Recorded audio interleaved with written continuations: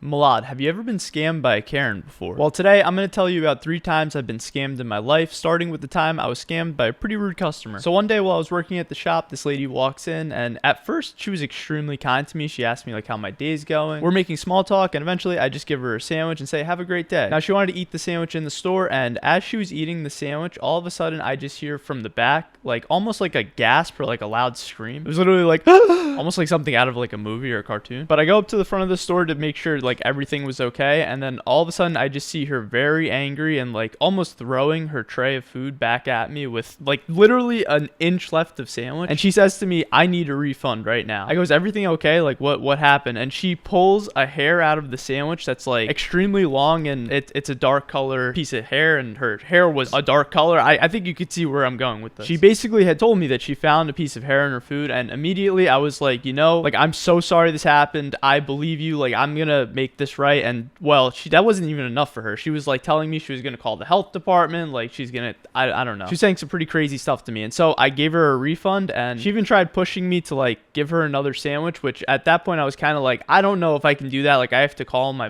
manager, just make sure, you know, because I don't want to get in trouble. And so she walks out of the store and like kind of threw a couple more like insults my way, and I thought something was very fishy. So at Subway we have cameras, and these cameras come in handy for a reason. So I go to the back to check the cameras, and lo and behold, she took a piece of hair out of her own hair and put it in the sandwich, and then gasped, basically. She set it up. She scammed me. I got straight up scammed. But honestly, I'm just happy a piece of hair didn't get into the sandwich itself. That would have been horrifying. Now, the next time I got scammed was, well, I was a youngin', and I was addicted to a game called Call of Duty Modern Warfare 2, for any of you guys that have played that game. And well, the big thing about that game was your ranking. So I had like a top ranking at one point, and I had my account completely wiped from my Xbox 360. I really wanted that rank back, and a big thing back then was like you could pay people to get into like something called a challenge lobby, and then that can get you all of your guns back, so you're not starting basically from zero on a brand new account. And so I found this guy on the internet, and I was like, hey, can you actually, I didn't even find him. I think he messaged me on Xbox because he saw I was a low rank in one of the lobbies, and messaged me and said, hey, I can get you your rank back. It's just going to cost 1,600 Microsoft points, or $20 at the time. Now in my mind, I'm thinking to myself, do I really want to play another like 40 hours just to get all the weapons back in this game that I already worked so hard to get? So I'm like, you know what? I believe you, sir. Let's do it. So I vividly remember this. I walked to the 7-Eleven that's like a mile away from my house. I buy the Microsoft points. I walk back home, and I give this guy the code, and he blocked me on Xbox, and I never heard from him again. So I lost $20, and that was probably like a week or two of my savings at the time, at like 12 years old or however old I was. And well, I think the worst scam story I've ever experienced also came when I was kind of young. So I've been building like social media pages for a while. Like I was 12 years old trying to build meme pages on Vine. Vine is an old short form platform, in case you have no idea what I'm talking about. It was a legendary platform, rip Vine. But anyways, pretty early on, I built one of my pages to about 20,000 followers. And for me, I was like 13 years old at the time. That's crazy. Like that was a lot of work. I think it was like 3 or 4 months of work. And well, I put my email in the bio just in case, and I had somebody reach out that seemed pretty legit. Like, he was somebody from like a company, and he said, hey, we want to try to buy your page. Now, I'm 13 years old at the time. If somebody's telling me they're going to pay me $800, I'm taking that money. So I basically agree to it. And I'm on like, I think it wasn't WhatsApp, but it was like a messenger app at the time with him, because like I